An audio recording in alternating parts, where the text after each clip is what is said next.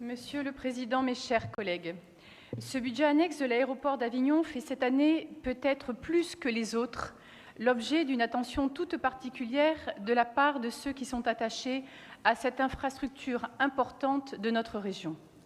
Alors que la délégation de service public arrive à échéance au 31 décembre prochain, il est très surprenant de constater, et parce que nous n'avons pas tout à fait la même lecture que M. Serrius, que les recettes de fonctionnement sont en baisse de 43%, que nous empruntons près de 200 000 euros, ce qui peut se traduire par une grosse dépendance au financement public, quand la CCI de Vaucluse, chargée d'exploiter l'aéroport pour le compte de la région, est inopérante depuis sa mise sous tutelle de la CCIR.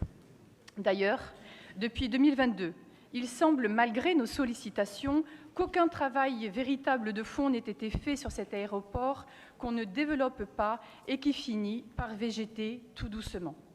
Certains se demandent même s'il y a encore un pilote dans l'avion, c'est pour dire.